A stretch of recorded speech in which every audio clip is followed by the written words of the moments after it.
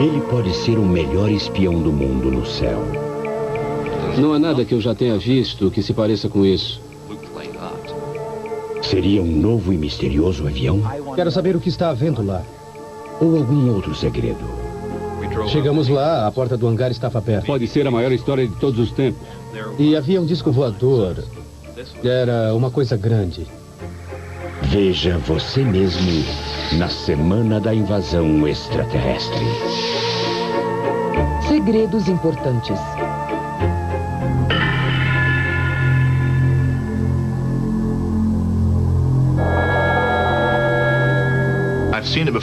Eu já vi isso antes. Entusiastas de OVNIs e observadores de aviões stealth na mesma área.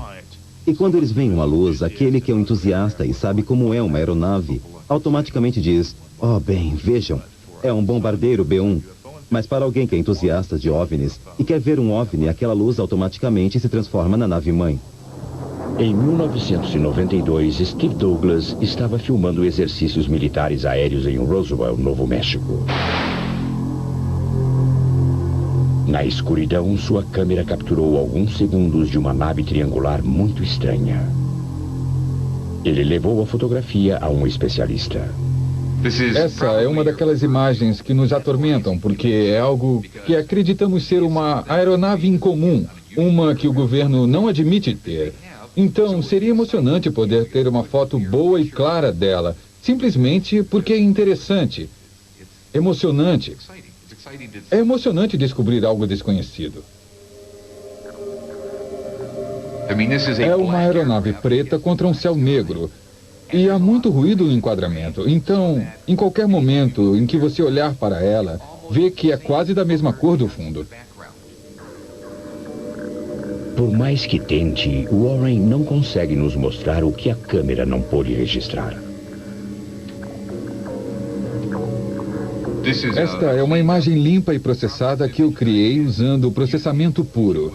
Mas ainda tem muito ruído e é muito difícil se ver alguma coisa. Mas seria muito fácil usar o computador para ajudar a limpar a imagem, olhar eletronicamente.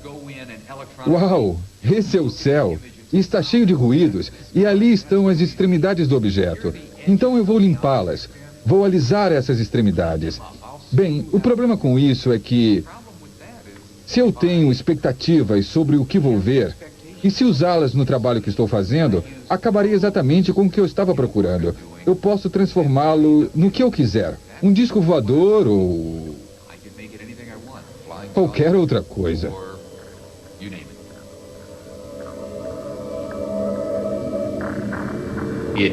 Obviamente ele está voando.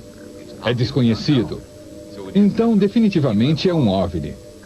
Mas isso não significa que seja uma nave espacial de outro planeta ou um viajante do tempo. Temos grandes suspeitas de que isto seja algo altamente secreto. Uma aeronave de reconhecimento que o governo possui e tem operado. Mas, por motivos de segurança, não assume que possui ou opera.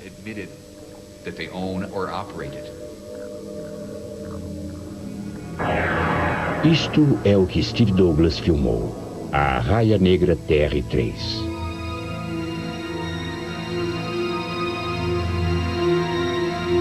A Raia Negra já foi vista em outras partes do mundo.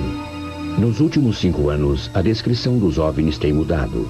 Relatos de aeronaves triangulares agora são tão comuns quanto os formatos de discos tradicionais.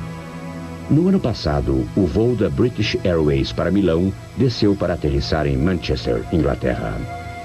Subitamente, uma nave triangular passou rapidamente pelo avião a poucos metros de seu nariz. Nem o radar do avião, nem os controles de terra detectaram a veloz aeronave. Foi um contato imediato clássico. Mas com o quê?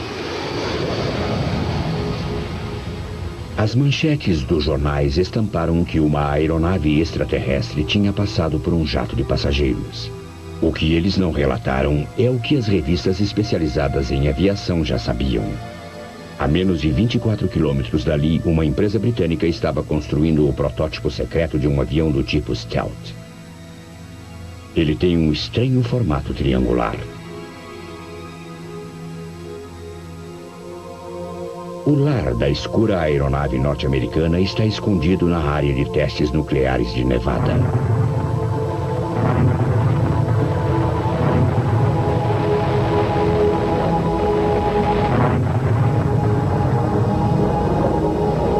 Por décadas, ogivas nucleares foram testadas aqui. Las Vegas fica nas proximidades, mas os turistas se divertem desconhecendo o mundo secreto escondido além do horizonte.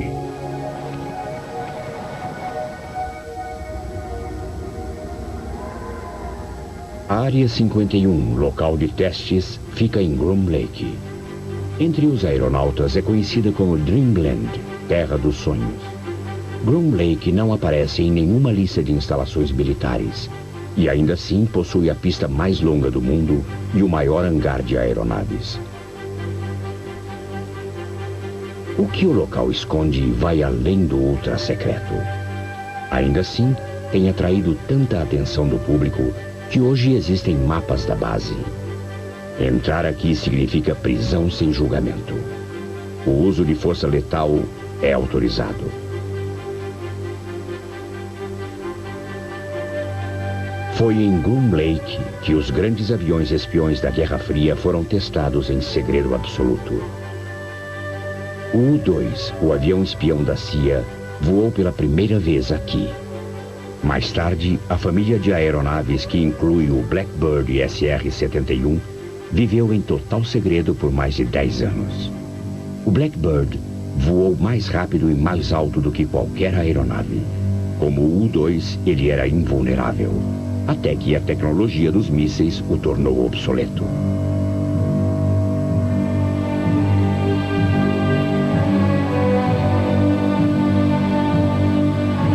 Desconhecido do público em geral, o caça Stealth também foi testado aqui.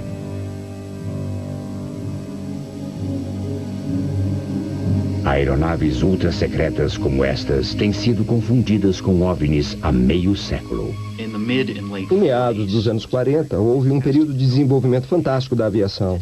Hoje não podemos compreender isso, mas havia aviões sem propulsores. É como se tivéssemos um carro sem motor. Havia aviões sem caudas. Havia aviões em forma de prato. Havia aviões que pareciam bumerangues. Uma pessoa que visse uma dessas aeronaves poderia concluir não se tratar de uma aeronave, mas sim de uma nave espacial. Uma pessoa que não tivesse conhecimento dessas aeronaves poderia pensar que eram fruto de uma tecnologia não terrena e presumir que eram discos voadores.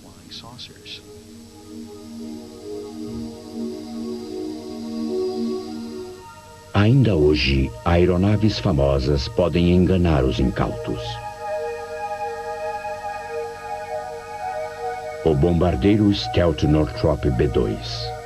Observá-lo é muito educativo. Seria compreensível se as pessoas, vendo essa aeronave muito incomum, a confundissem com um disco voador.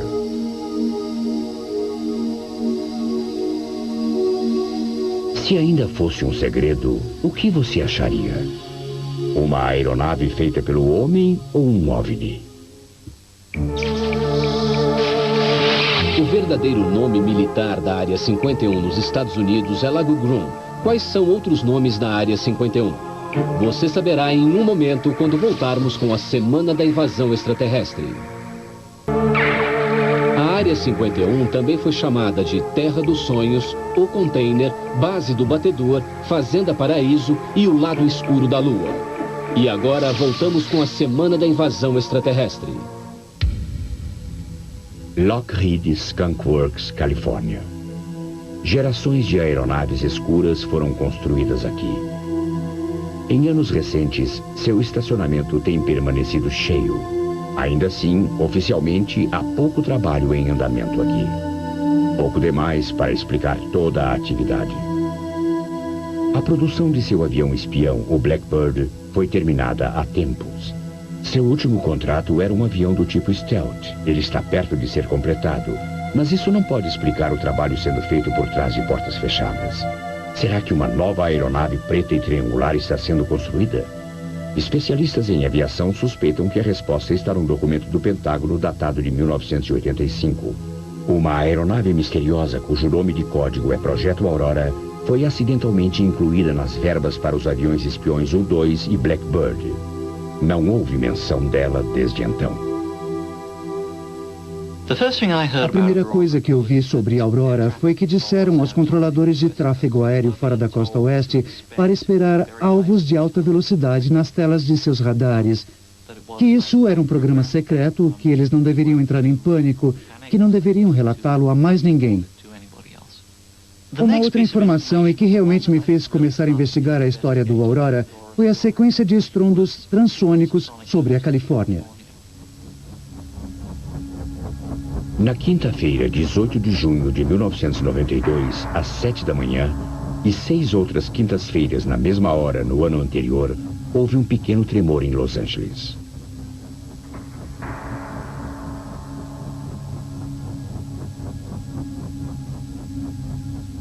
Incitado por telefonemas de moradores preocupados, Jim Morey, do Departamento de Pesquisa Geológica Nacional, partiu para descobrir o que estava causando esse terremoto incomumente pontual. À sua disposição estava uma rede de estações de gravação de efeitos sísmicos. Ele rapidamente concluiu que foi um estrondo transônico duplo de uma aeronave supersônica. Morey comparou a assinatura do estrondo da aeronave com os estrondos do ônibus espacial aterrissando fora de Los Angeles e os do Blackbird SR-71 no seu recorde mundial de voo transcontinental em 1991. Eram completamente diferentes. O tamanho e a extensão do estrondo eram singulares. Na verdade, temos um bocado de estrondos transônicos no sul da Califórnia. Um dos motivos é que o ônibus espacial aterrissa na base da Força Aérea de Edwards, que fica no deserto. É possível dizer a direção, a velocidade e a altitude do objeto que está produzindo o estrondo se você tiver bons instrumentos para registrá-lo. Então, em relação a esses misteriosos estrondos que ouvimos, está muito claro que eles estão voando fora da costa, porque não temos nenhuma estação lá, não temos muitos dados. Então, realmente não podemos obter uma estimativa precisa da velocidade em que aquele objeto em particular estava viajando. Tudo o que podíamos dizer é que estava voando mais rápido do que a velocidade do som. Uma outra possibilidade é de ter sido um meteorito, e existem casos em que meteoritos produzem estrondos semelhantes. Entretanto, é óbvio que ter um meteorito passando toda quinta-feira de manhã é pouco provável. A explicação oficial era que os caças da Marinha Americana eram os responsáveis, mas poucos especialistas foram convencidos. A revelação veio quando Bill Sweetman recebeu o desenho de uma testemunha do que ele achava que só poderia ser o Aurora. Eu já tinha escrito umas 2 histórias sobre o Aurora, sugerindo que as evidências de que havia alguma coisa lá estavam se acumulando. E pelo correio recebi um bilhete e um desenho de um homem chamado Chris Gibson. Sua testemunha era uma das melhores no ramo. Chris Gibson era membro do Corpo Real de Observadores da Bretanha. Ele era parte de uma equipe de reconhecimento internacional, um dos mais importantes observadores de aeronaves militares do mundo. Um dia, em 1989, enquanto trabalhava numa plataforma de petróleo do Mar do Norte, um colega chamou Chris. Havia 4 aeronaves em formação. O avião líder era um bombardeiro Strata KC-135. E a bombordo havia 2 caças bombardeiros F-111. Logo atrás do bombardeiro Strata KC-135, estava uma aeronave triangular preta. Não tinha asas nem cauda. Era um triângulo preto perfeito. E nada do que eu tinha visto antes se parecia com aquilo, o que era incomum, porque eu fui treinado para fazer reconhecimento instantâneo pelo Corpo Real de Observadores. E se eu não sabia o que era aquilo, é porque não estava em nenhum livro. Este formato e os estrondos transônicos revelaram muito a Bill Sweetman. Se você olhar para uma aeronave projetada para voar ao que se chama de velocidade hipersônica, que é 5 ou 6 vezes maior do que a velocidade do som, ou até mais, existem várias coisas que se tornam absolutamente essenciais. É necessário um alto grau de enflechamento nas extremidades frontais das asas. Senão você começa a ter sérios problemas de arrasto e aquecimento aerodinâmico. Mesmo com um formato mais delgado, você ainda precisa de muito volume para o combustível, a propulsão, a tripulação, e a melhor maneira de conseguir isso é fundir as asas e o corpo da aeronave. Aí você obtém uma forma triangular característica, que mais parece um plano, idêntica ao que Chris viu.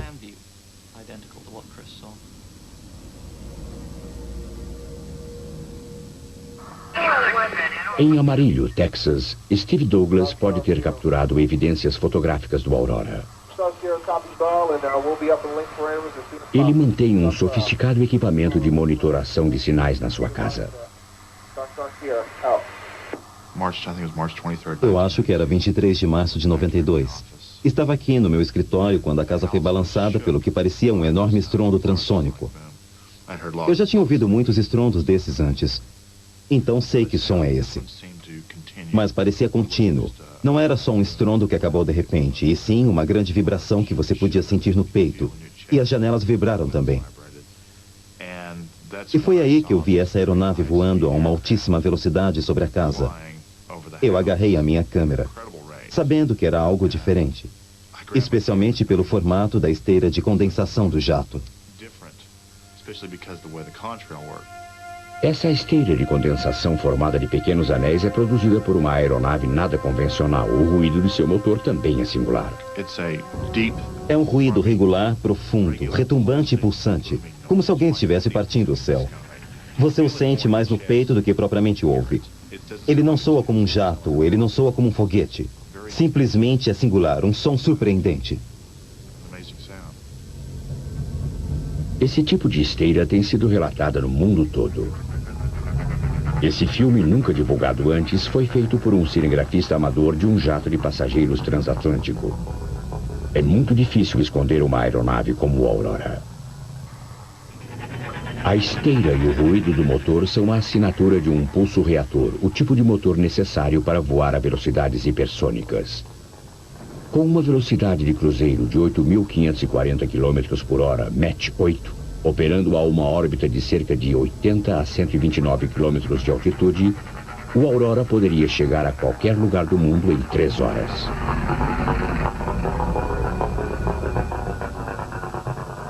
Mas nem todos acreditam que o Aurora existe. O nome Aurora apareceu inicialmente como parte de um documento financeiro não classificado. As pessoas presumiram que ele se referia a um programa de aeronaves hipersônicas. Ben Rich, o antigo chefe da Skunk Works, entretanto, revelou mais tarde que esse item se referia a fundos necessários para o desenvolvimento do bombardeiro B-2, que não tinha nada a ver com o avião hipersônico. E disse que tal avião não existia. O Aurora não é apenas uma alucinação. É uma investigação que ainda não foi encerrada. Eu acho que existem evidências suficientes provando que existe realmente um programa de alta velocidade. Como os projetos de aeronaves invisíveis que vieram antes, a existência do Aurora ainda é negada. Se o Aurora existe, sua principal base de testes provavelmente seria Dreamland em Groom Lake, Área 51, na área de testes nucleares de Nevada. Mas há rumores de que algo completamente diferente voa aqui. Naves extraterrestres capturadas. Dreamland tornou-se o foco daqueles que dizem que existe uma conspiração do governo para acobertar contatos com extraterrestres.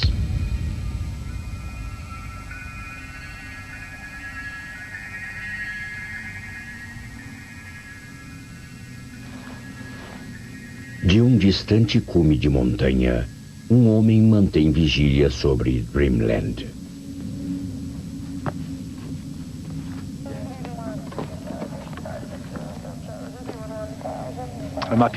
Estou aqui no Pico Tikabu, a 40 quilômetros a leste da base, a 1.438 metros de altitude. É o último posto de observação pública dessa instalação governamental. Eu vim aqui porque acho que isso tem que ser feito. Preciso saber o que está havendo aqui, mas acima de tudo eu gosto de resolver mistérios. É como um mistério de Sherlock Holmes. O que está havendo lá? Você tem todo tipo de pistas, mas como montar o quebra-cabeças? A própria base, ela só fica lá. É como qualquer outra base da Força Aérea. Eu vejo isso como um teste de Rorschach. As pessoas veem esse estímulo ambíguo e elas veem o que querem nesse estímulo. Algumas pessoas veem conspirações, dizem que o governo único está baseado aqui. Outras pensam que todas as crianças desaparecidas do mundo foram trazidas para cá. Outras ainda veem apenas programas obscuros. Outras veem espíritos. Elas acham que lá os extraterrestres estão, de algum modo, mancomunados com o nosso governo e que você pode mandar seu amor e aceitá-los em seu coração. As histórias são tão variadas quanto as pessoas que vêm aqui. Essas crenças são baseadas nas afirmações de um homem. Havia 9 discos voadores voando juntos. Rachel, Nevada. População 101 pessoas. E caindo. Seus moradores têm visto muitas coisas estranhas voando sobre as montanhas acima de Dreamland. Acredito que aeronaves em forma de disco aqui na Terra. Eu acredito que era um disco voador. Eu tenho visto um monte de coisas estranhas aqui. Era só uma série de luzes. Luzes dançando. E elas vieram bem perto e depois se foram num segundo. Eu acredito que é possível. Eles podem ter estabelecido sua base em regiões sob a Terra. Há muita tecnologia aqui que não pode ser explicada. Podemos estar lidando com um fenômeno interdimensional. Eu acho que o governo sabe. Eu não acho que estamos sozinhos no universo.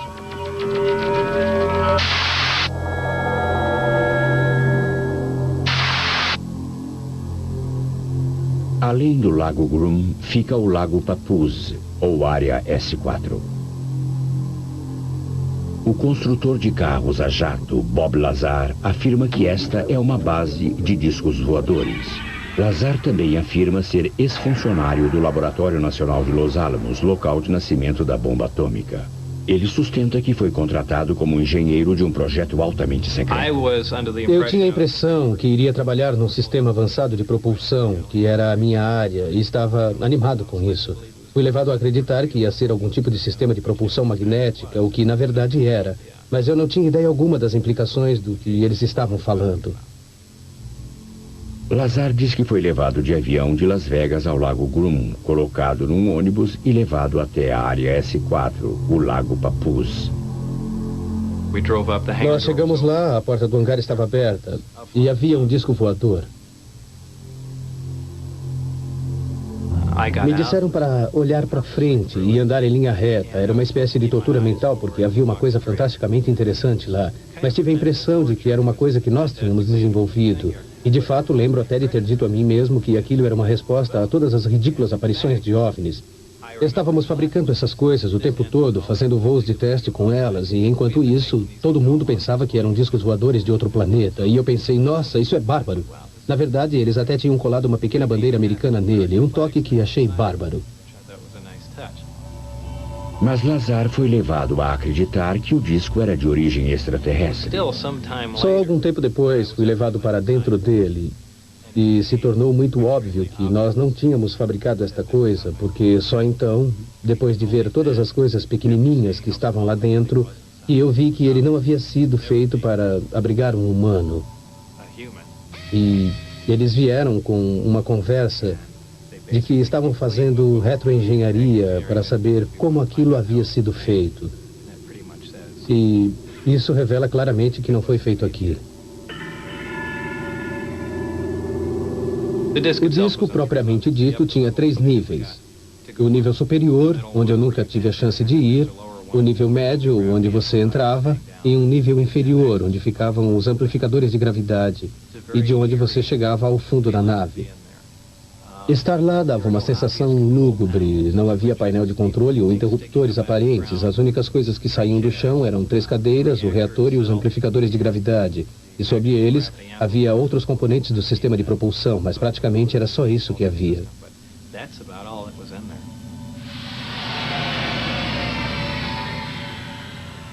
A história de Bob Lazar tem sido investigada por um repórter da estação. É o local de nascimento do que alguns têm chamado de Watergate cósmico. Histórias sobre Dreamland já corriam em Nevada há vários anos. Pequenos artigos nos jornais, referências a programas secretos e ocasionalmente uma referência à tecnologia extraterrestre. Houve esse mesmo tipo de referência nos círculos ufológicos, pessoas dizendo, existe uma base secreta em Nevada, é melhor vocês verificarem. E foi só por volta de 1987 que eu comecei a investigar algumas dessas coisas. Em 1989 conheci Robert Lazar, e a história que ele me contou foi incrível, de qualquer ângulo que se olhe. Achei que se qualquer fato dessa história fosse verdadeiro, poderia ser a maior história de todos os tempos. Mas a história de Lazar confere? Existe algum registro de seus empregos anteriores? Para mim e para a estação de TV, a chave de sua credibilidade, a chave da sua história sempre foi Los Alamos.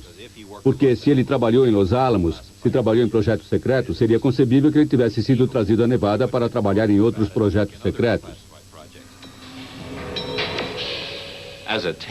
Para testar a veracidade dele, queríamos ir a Los Alamos e fazer com que ele nos mostrasse o lugar. Ele disse, posso fazê-los entrar? E nós dissemos, vamos acreditar nisso quando virmos.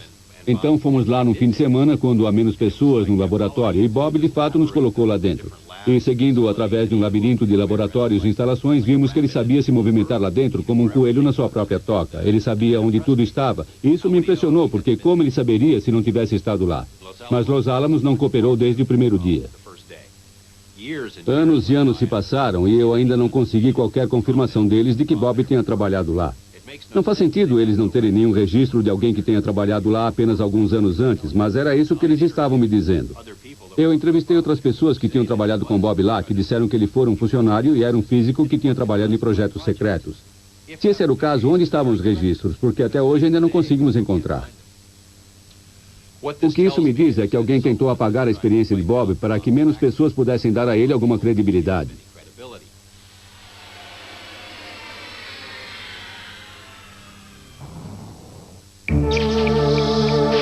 Com enormes extensões de terra usadas para bombardeios e aviação, o espaço restrito em volta da Área 51 é tão grande quanto qual nação europeia. Descubra quando voltarmos com a Semana da Invasão Extraterrestre. Os limites militares restritos em volta da Área 51 são do tamanho da Bélgica. Mas agora, fique ligado, há muito mais para ver na Semana da Invasão Extraterrestre. Lazar afirma que seus primeiros e poucos dias na base secreta foram passados sob guarda, lendo documentos informativos. Segundo Lazar, esses documentos revelavam um conhecimento detalhado de extraterrestres e tornaram claro que a aeronave não era uma aquisição recente. Parecia que eles tinham estado trabalhando na nave por pelo menos 2 anos, mas pelo que eu sei, podiam ser até 20 anos. Cada grupo trabalhava numa parte muito específica da nave. Por exemplo, havia um grupo trabalhando nas partes metálicas de geração de energia da nave, o nosso grupo. E como grupo, tínhamos a tarefa específica de tratar do sistema de energia e propulsão da nave. Uma vez, quando fui ao hangar, todas as portas estavam completamente abertas e dava para ver que havia outras naves lá dentro. E todas eram completamente diferentes. Me disseram que as fontes de energia e sistemas de propulsão de todas elas eram idênticos. Até onde eu sei, a maioria delas ainda é operacional. Eu só sei que aquela em que eu trabalhava era operacional. Pelo que sei, as outras podiam ser modelos de cartolina. Eu nem mesmo posso comentar sobre elas. Uma das naves parecia ter sido colocada de pé e que um projétil tinha sido disparado nela. Então eu imagino que algumas dessas naves não funcionavam.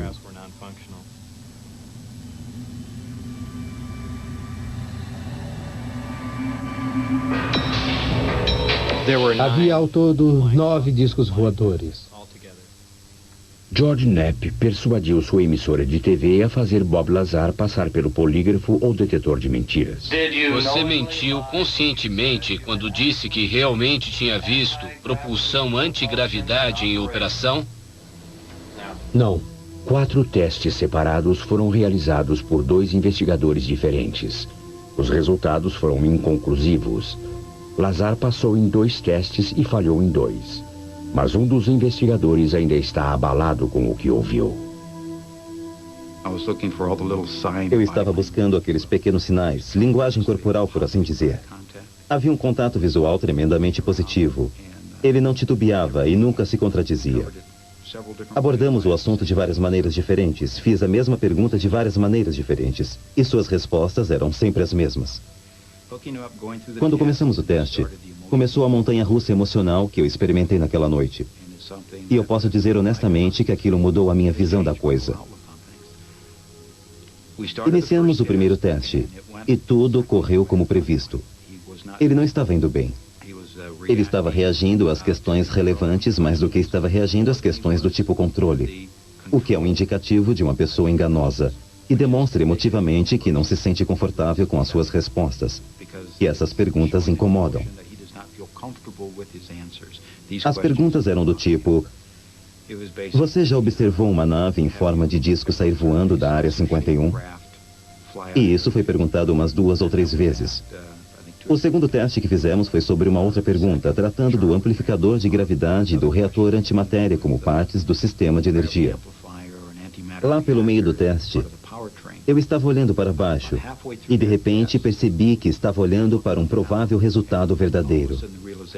Eu fico arrepiado só de falar disso, porque foi o que obtive.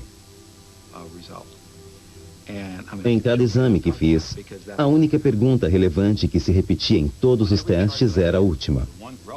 Você mentiu de propósito sobre qualquer pergunta referente às informações sobre OVNIs que me deu? E sua resposta negativa foi indicada como verdadeira nos gráficos.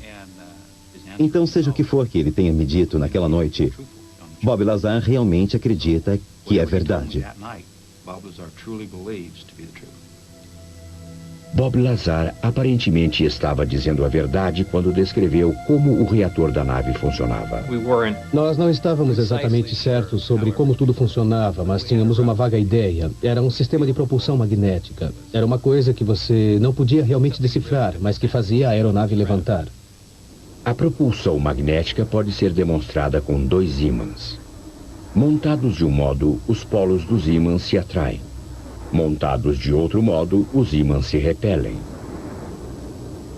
Lazar diz que a nave usava ondas de gravidade para repelir e atrair através do espaço. Usando materiais terrenos e tecnologia de última geração, nós não poderíamos duplicar um desses sistemas, nem de longe.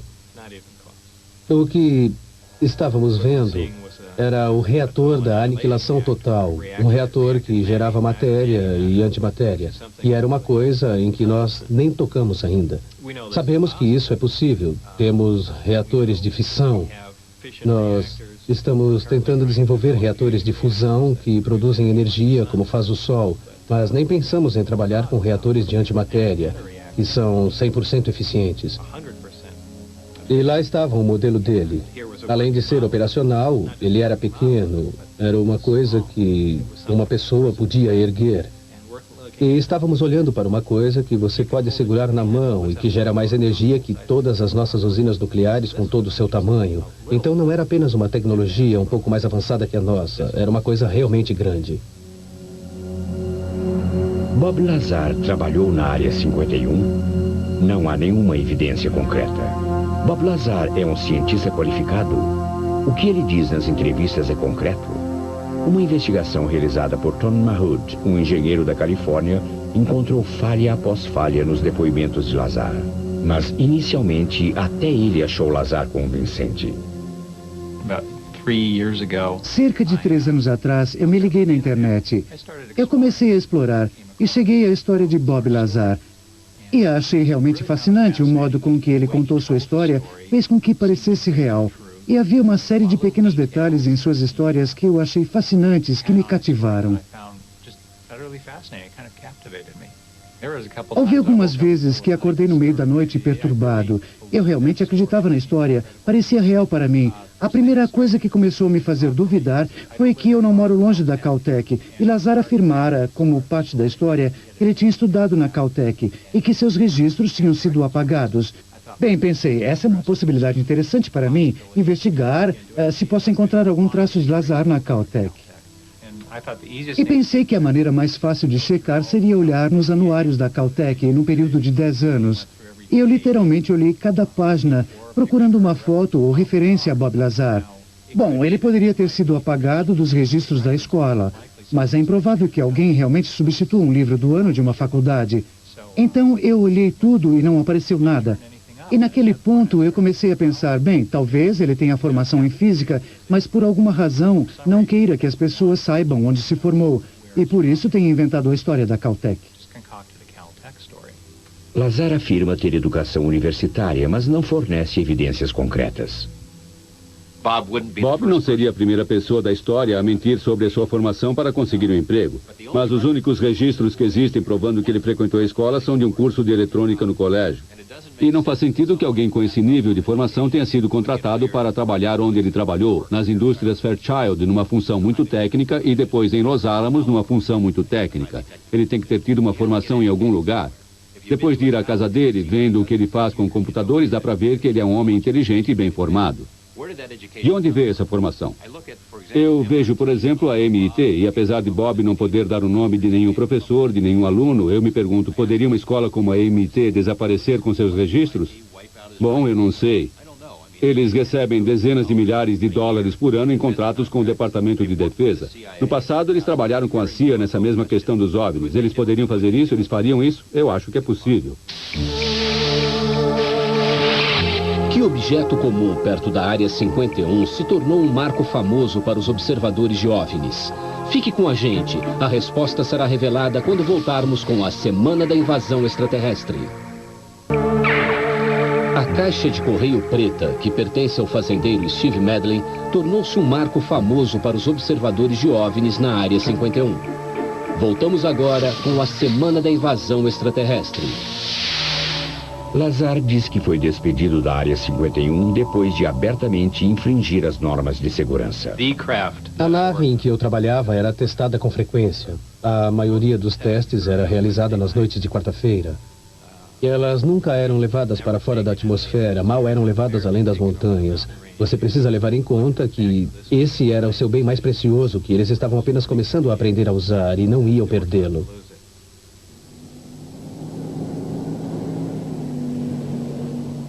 Eu tinha a programação das horas e dias específicos dos testes.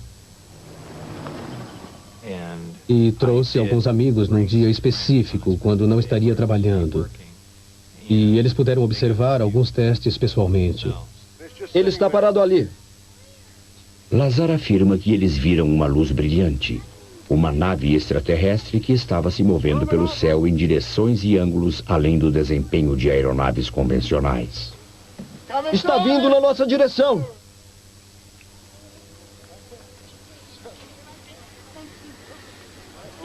Minha nossa, meu coração está a mil. Veja aquilo, não é lindo? Não é lindo?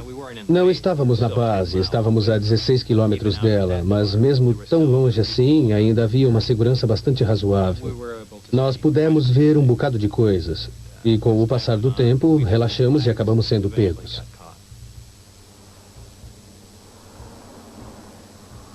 No dia depois de ter sido pego, eu devia ter aparecido para trabalhar. Entretanto, eles tinham me interrogado numa base da Força Aérea ao norte de Las Vegas. Foi aí então que começaram os atritos entre eu e as pessoas de lá. Eles apontaram armas para mim, gritavam comigo, bem na minha cara. Eles estavam mais furiosos que podiam ficar sem me machucar.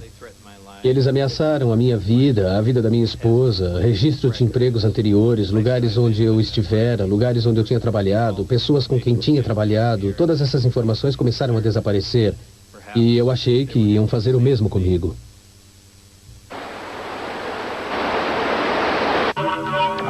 Achei que tinha se tornado necessário ver uma das pessoas da estação de TV local, porque achei que se chegasse ao noticiário, eles não podiam me fazer desaparecer completamente. Seria muito suspeito se de repente essa pessoa liberasse essas informações e depois ela mesma desaparecesse. Então era uma espécie de apólice de seguro para mim. Bem, existem vários, na verdade 9 discos voadores lá, todos de origem extraterrestre.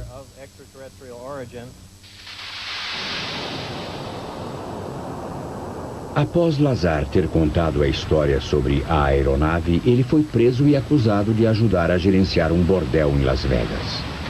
Quando Bob me disse que estava envolvido indiretamente nas operações desse bordel, vi minha vida profissional passar diante de meus olhos. Fiquei muito abalado. Eu tinha criado e desenvolvido um sistema de computador para que um bordel da cidade pudesse ser gerenciado eficientemente. E isso com certeza é contra a lei. E eu acabei convencendo-o de que deveríamos revelar essa história. Você não pode deixar outra pessoa fazê-lo porque a história vai vazar. Para ele, isso pode ter sido um erro no aspecto legal, mas eu acho que foi importante. O estranho é que, para um caso sem importância como aquele, havia pessoas do FBI na audiência. Então, eles forçaram as coisas para criar mais furor do que o necessário. Claro, tenho certeza disso. Viram isso como uma coisa para me desacreditar.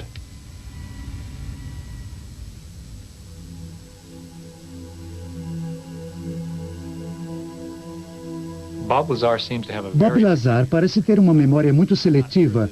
Não tenho certeza que seja má fé, mas é estranho que ele pareça se lembrar de pequenos detalhes do tempo que passou na S4 e ainda assim pareça ter problemas para se lembrar das aulas que teve, os nomes dos professores, datas. Muito desse passado parece ter desaparecido da sua memória, mas não a S4. No papel, acho que Bob Lazar é uma grande fraude. Ainda assim, falei com várias pessoas e conheço muitas histórias sobre coisas que aconteceram na Área 51 e algo me diz que esse cara esteve lá. Mas se as coisas aconteceram exatamente como ele disse, não posso ter certeza. Devemos acreditar na história de Lazar? Tom Nahud descobriu que ele trabalhou em Los Alamos, mas apenas para um empreiteiro civil.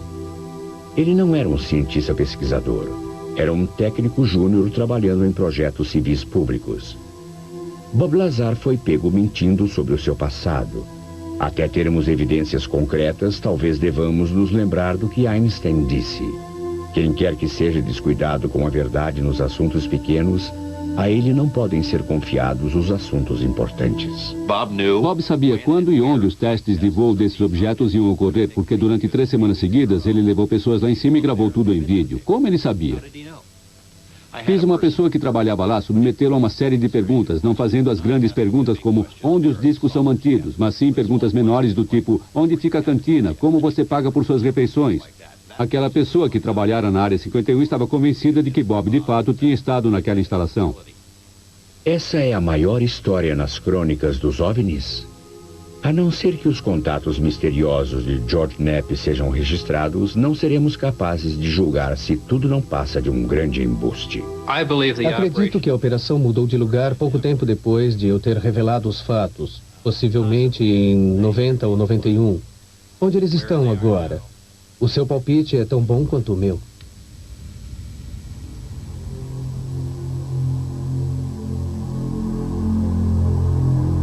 Em que podemos confiar? Existem casos persuasivos.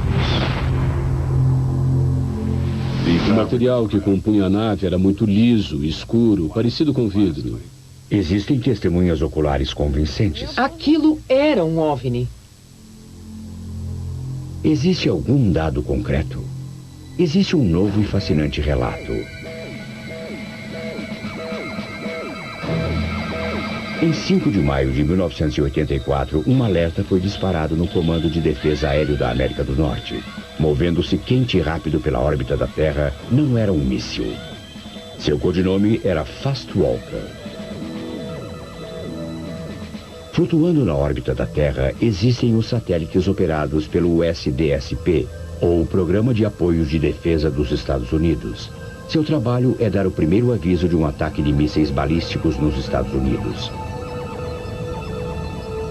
Os sensores dos satélites são tão sensíveis que também captam sinais de calor infravermelho, até mesmo de pequenos incêndios caseiros. Às 14 horas, Zulu, um satélite DSP, detectou um objeto quente, veloz e sólido no espaço sideral. Ele passou a 24 quilômetros do satélite e depois fez uma curva e voltou para o espaço sideral. Foi acompanhado durante 9 minutos. Um resumo altamente secreto do Fast Walker mostra a hora e o local do incidente, a assinatura infravermelha do objeto e o seu caminho pela órbita terrestre. A informação chegou a um investigador de OVNIs. Onde ele aparecia no campo sensor, indicava que o objeto entrou no campo sensor vindo do espaço sideral, passou na frente do sensor e partiu, voltando para as profundezas do espaço. Isso indicaria que foi algum tipo de nave que tinha a capacidade de manobrar. Se esse Fast Walker fosse um meteorito, então o campo gravitacional da Terra o teria sugado para a atmosfera, queimando-o. É preciso energia para quebrar a força da gravidade da Terra. Objetos inanimados, como meteoros ou destroços espaciais, não podem fazer isso. Naves espaciais, como o ônibus espacial, podem. Mas o Fast Walker veio do espaço sideral. E aí você tem evidências concretas. Você tem a telemetria daquele satélite, você tem informação, você tem sistemas, você tem dados que pode consultar, investigar e checar e verificar. No passado, geralmente os eventos com OVNIs tinham apenas o relato de testemunhas. Ali você tem um sistema de defesa muito sensível que enviava a informação até você em terra. Eu nem mesmo sei se você pode resolvê-lo. Talvez seja um daqueles enigmas que vai ficar conosco para sempre. Você sabe que tipo de aeronave teria essa habilidade? Algumas pessoas diriam que um OVNI teria.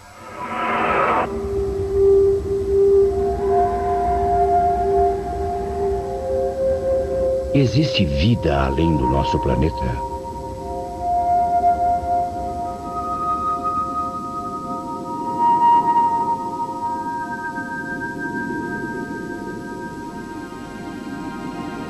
Um astrônomo estima que desde a formação do universo já podem ter existido cerca de 100 milhões de civilizações.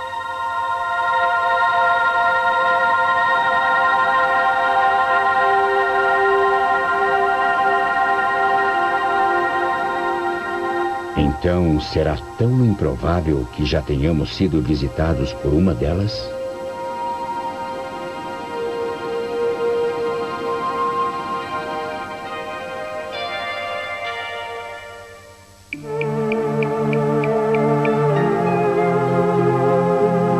Versão brasileira, Tempo Filmes, São Paulo.